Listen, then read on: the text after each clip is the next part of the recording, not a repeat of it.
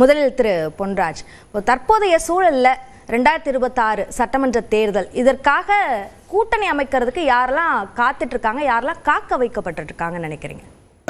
கூட்டணி இன்றைக்கு பலப்படுத்த வேண்டிய தேவை அதிமுக பிஜேபி அணிக்கு தான் கூட்டணியை பலப்படுத்த வேண்டிய தேவை இருக்கிறது. அவர்கள் தான் இன்றைக்கு இந்த கூட்டணியை இன்றைக்கு கட்டியமைக்கணும், இல்லை கூட்டணியை வலுப்படுத்தணும், இல்லை கூட்டணியை பெருக்கணும், வெற்றிக்கான வழியில் போகணுன்ற நிலைமையில் அதிமுக பிஜேபி கூட்டணி இருக்கிறது. திமுக கூட்டணி ஆல்ரெடி ஸ்ட்ராங் அலையன்ஸ் அதில் எந்த விதமான மாற்றம் இல்லாமல் தொடர்கிறது. இந்த பக்கம் நாம் தமிழர் கட்சி அவர்கள் தனித்து போட்டுவேன்னு சொல்லி அவங்க தனியாக களமிறங்கி போயிட்டுருக்காங்க. எங்கள் டிவிகே ஒரு கூட்டணியை உருவாக்குறதா என்பதற்கான முயற்சிகள் எந்த அளவுக்கு இருக்குன்னு செங்கோட்டையன் நீங்கள் சொன்னீங்க. திமுக கூட்டணியில் இருந்தால், இல்லை ஏடிஎம்கே கூட்டணியில் இருந்து, இல்லை என்டிஏ கூட்டணியில் இருந்து எத்தனை கட்சிகள் டிவிகேக்கு போகுதுன்னு நம்மளுக்கு தெரியாது. இல்லை டிவிகே ஆட்சியில் பங்கு அதிகாரத்தில் பங்குன்னு சொன்ன பிறகு 2 வருஷம் ஆச்சு, இது வரைக்கும் எந்த கட்சியும் போய் சேர்ந்தது மாதிரி தெரியல. இப்போ டிவிகே கூட்டணி அமைப்பதற்கு காத்து கொண்டிருக்கிறது, ஏடிஎம்கே பிஜேபி கூட்டணியை வலுப்படுத்துவதற்கு காத்து கொண்டிருக்கிறார்கள்.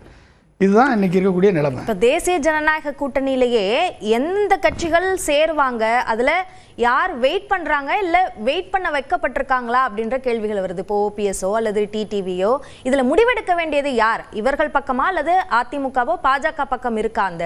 அதற்கு மேலும் அதாவது ஓபிஎஸும் டிடிவி தான் வெயிட் பண்ண வைக்கப்பட்டிருக்கிறார்கள்.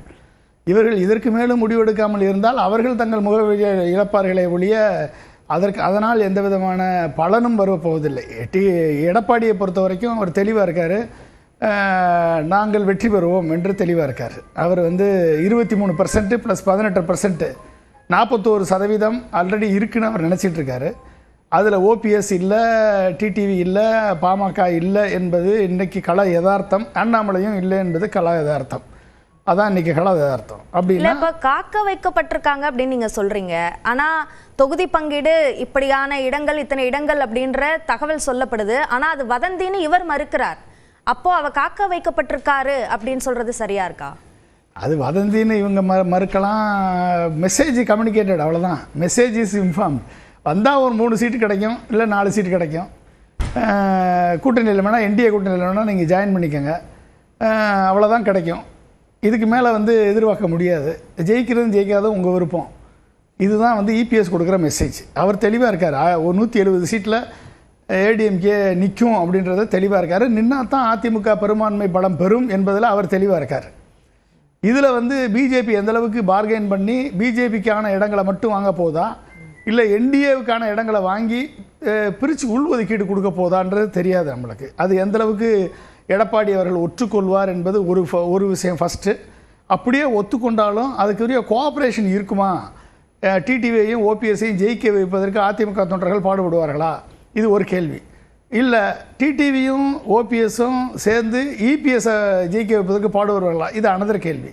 அவங்க 2 பேரும் சேர்ந்து இப்போ பிஜேபியை ஜெயிக்க வைக்கிறதுக்கு பாடுபடுவாங்க, இல்லைன்னா தமாக மாதிரி கூட்டணி கட்சியில் ஜெயிக்க வைப்பதற்கு பாடுபடுவாங்க.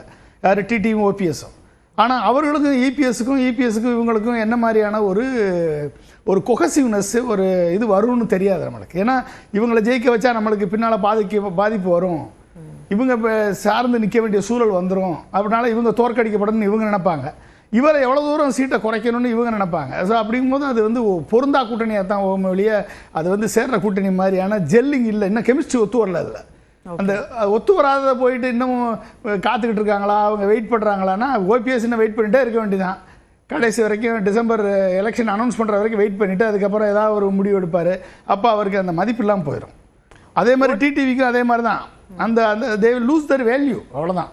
இல்லை, ஒட்டுமொத்தமாக அப்படியான ஒரு முடிவை அதிமுக பாஜக 2 கட்சிகளுமே எடுத்துருச்சுன்னா அப்படியான ஒரு கருத்தை ஒத்துக்கலாம். ஆனால் நயினார் நாகேந்திரன் இன்னமும் கடைசி நேரத்தில் கூட மாற்றம் வரலாம் அப்படின்னு சொல்லும்போது அவங்க கூட்டணிக்கு வரும் என்ற எதிர்பார்ப்போட பாஜக இருக்கு அப்படின்னு பார்க்கணும்ல.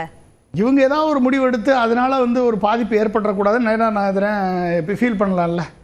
இவங்க ஒரு முடிவு டக்குன்னு எடுத்து அதனால அடுத்த கூட்டணிக்கு ஒரு வலு சேர்ந்துடக்கூடாது, நம்ம கூட்டணி வீக்கான கூட்டணி மாதிரி ஆயிடக்கூடாது, 2ஆம் இடத்துலேருந்து 3ஆம் இடத்துக்கு போயிடக்கூடாது, அதனால வந்து வேற வழி இல்லை, இபிஎஸ்ல இருந்து இன்னும் ஒரு தீர்க்கமான முடிவை பெற முடியல, பியூஷ் கோயல் வந்து ஒன்றும் சாதிக்க முடியல, அப்போ இன்னும் ஒரு துண்டை போட்டு வைப்போம், கொஞ்ச நாளைக்கு இழுத்து வைப்போன்ற ஒரு எண்ணம் கூட இருக்கலாம்ல.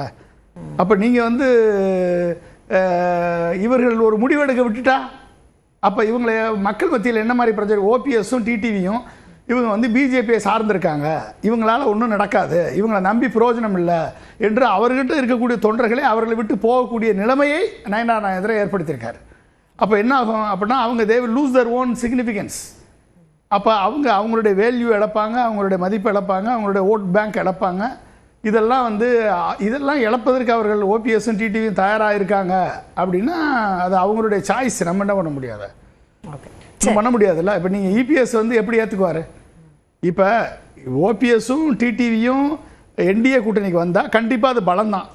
அந்த பலம் நீங்கள் எடுத்துக்கோங்க. ஏடிஎம்கேக்கு எப்போ பலம்னு பாஜகவும் அதிமுகவும் ஒரே மாதிரி நினைக்கிறாங்களா என்பது இல்லை கிடையாது. ஓபிஎஸ் தனி மனிதன் என்று இபிஎஸ் நினைக்கிறார், டிடிவி தனி மனிதன் என்று இபிஎஸ் நினைக்கிறார், ரெண்டு பேரும் செங்கோட்டையன் தனி மனிதன் என்று இபிஎஸ் நினைக்கிறார். இவர்களால் எந்த ஓட் பேங்கும் போகாதுன்னு இபிஎஸ் நினைக்கிறார். அது ஒரு வகையில் உண்மைதான். ஏடிஎம்கேனுடைய ஓட் பேங்க்கு எம்ஜிஆருடைய வாக்கு வங்கி 20% வாக்கு வங்கி அப்படியே இபிஎஸ் கிட்ட இருக்குது. அந்த இபிஎஸ் கிட்ட இருக்கக்கூடிய அந்த வாக்கு வங்கி போதும், டிஎம்கேனுடைய ஆன்டி இன்கம்பன்சியினுடைய ஓட்டு நம்மளுக்கு வரும், பிஜேபியினுடைய ஓட்டு நம்மளுக்கு வந்தால் நம்ம கண்டிப்பாக ஜெயிக்கலாம்ன்ற நம்பிக்கை இபிஎஸ்ட இருக்குது. இது தப்புன்னு சொல்ல முடியாது. ஆனால் அந்த இழந்த வாக்கு வங்கி எவ்வளவு, ஒரு 10% வச்சுக்கோங்க. ஓபிஎஸ் டிடிவி சசிகலா 3 பேர் சேர்ந்த வாக்கு வங்கி ஒரு 10% இருக்குன்னு வச்சுக்கோங்க. அந்த 10% போனாலும் பரவாயில்ல, ஓகே, நம்மளுக்கு பிஜேபியினுடைய வாக்கு வங்கி வந்தால் போதும், ஜெயிச்சிடலாம் அப்படின்னு இவர் நினைக்கிறாரு. திரு ஜீவசகாப்தன் சைலண்ட்ல போட்டா உதவியா இருக்கும். அதான் பிரச்சனை. சரி, ஆனால் இன்னைக்கு இருக்கக்கூடிய சூழலில் நீங்கள் எடுத்துக்கோங்க, இன்னைக்கு ஒரு மாறி வரக்கூடிய கூட்டணி சூழல் மாறுது. அப்போ கூட்டணி சூழல் மாறக்கூடிய சூழலில் டிஎம்கே வந்து 45%, நீங்கள் 2021 45.38 38% வாங்கியிருந்தாங்க. சரி, கிட்டத்தட்ட 2 கோடி ஓட்டு. ஓகே. அதே இது 2024 வந்து கிட்டத்தட்ட 2,38,00,000 ஓட்டு வாங்கியிருந்தாங்க. 47% வச்சுக்கோங்க.